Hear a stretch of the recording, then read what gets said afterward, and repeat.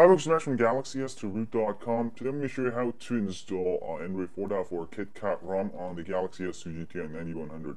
Now, Android 4.4 KitKat ROMs are slightly different from regular ICS or Jelly Bean ROMs because they require the latest clock ROM recovery. Now, the way this phone works is that recovery is part of the kernel, and the kernel is part of the ROM. So every time you flash a new ROM, it's going to come with its own recovery. So depending on what kind of ROM you've installed, you might not have the latest clock ROM recovery, which is the case for most customers' ROMs right now. But basically, if you have clock ROM recovery 6.0.4.3 or higher, then you can use that. But if you don't have that, let me show you how to do it. Basically, go ahead and download the KitKat ROM you're going to install. I'll put it on your phone first. And also you'll need to download CWM-KitKat compatible-i9100 zip. Put that zip file. I'll have the zip files on my site and also step-by-step tutorial. So make sure you have it on your phone. Then turn your phone off and then go ahead and boot into Clock ROM Recovery or Tor Recovery, whatever you have, by holding down Volume Up, Center Home, and Power. And of course you already have to be rooted, and if you're rooted, chances are you already have some kind of custom recovery, such as Clock ROM Recovery or Tor Recovery. Now, I do have the latest version here, but just for the purposes of showing you, I'm going to show it to you. But there we go. I've got Clock ROM 6.0.4.5. So whatever version you have, this will update you to this one I have. So go ahead and go to Install Zip. Install zip from SD card 0 or SD card 1. I have it in my SD card, so I'm going to choose SD card 1 and I have it in my download folder. Oh, you know what? Sorry.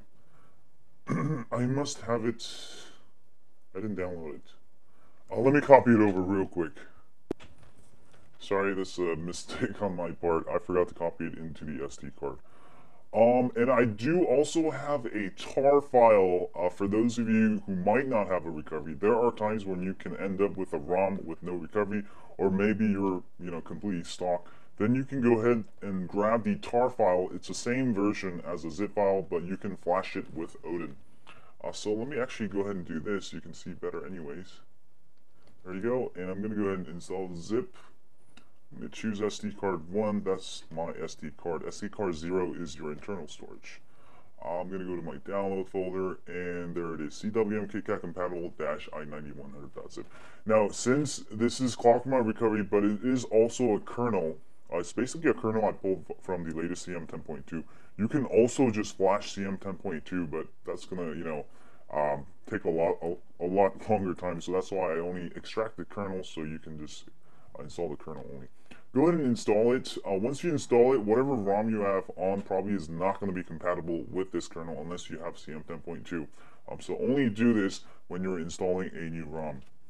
And when that is done installing, simply go back and go to Advanced and reboot Recovery. All right. And if you have Torb or you have the older version of Clock ROM Recovery, this will get you on 6.0.4.5, which is compatible and will let you install Android 4.4 custom ROMs. If you try to do it with older version, you'll get failed message. There we go. So it looks the same, but it should look different for you guys coming from another ROM. So next is pretty much the same. Just do a data wipe factory reset, and we're going to install the ROM. And also Google Apps are required for most Android 4.4 KitKat AOSP ROMs. So we're going to go ahead and install those and reboot. That's it. I'm going to go ahead and install zip from SD card 1. And I'm going to be installing CM11 actually. This is one of the earlier versions, but it is pretty stable, I would say. I'm going to go ahead and install that CM11 for the GTI 9100. And when this is done, we're going to install Google Apps, reboot, and we should be all good to go. And I'll be back. This is done. This should take another minute or two. And for those of you with AT&T Galaxy S2, I'll also have same versions for Galaxy S2 SGHI 777. So just grab those files for installing the Clock ROM Recovery. Otherwise, it's pretty much the same, exactly the same. That is done installing the ROM. Next, I'm going to go ahead, I'm going to go to my SD card one here, and I'm going to go ahead and install the Google Apps for Android 4.4. For Android 4.4, you have to install Android 4.4 compatible Google Apps. Otherwise, you'll probably get a lot of force closes. You will fail pretty much, or you'll end up in a boot loop. Who knows what can happen? And this should take another minute or two. And also for AT&T Galaxy S2, it should be coming soon, Android 4.4. And we're just starting to see developers porting the source code. Basically, they're taking the Android open source and they're actually compiling it with a new ROM. So it's going to take time. They're going to have to find bugs. I mean, major bugs with Android 4.4 right now for ported versions is with the camera and video replay. But if that works, most of the time everything else is working.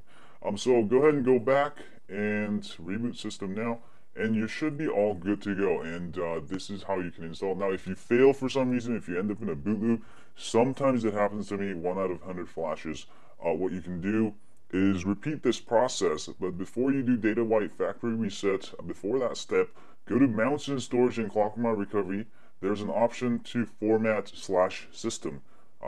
Format/system, that will erase all the system files, whereas regular data wipe, it only deletes the data partition, whereas the system, it will wipe the system.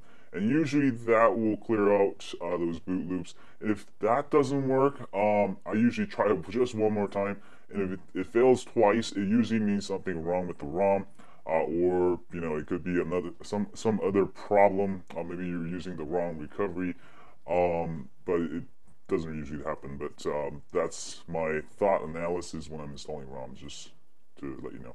Anyway, I'll be back when this is done. Should be done shortly. And boom shakalaka, I was able to boot it fully, working just fine now.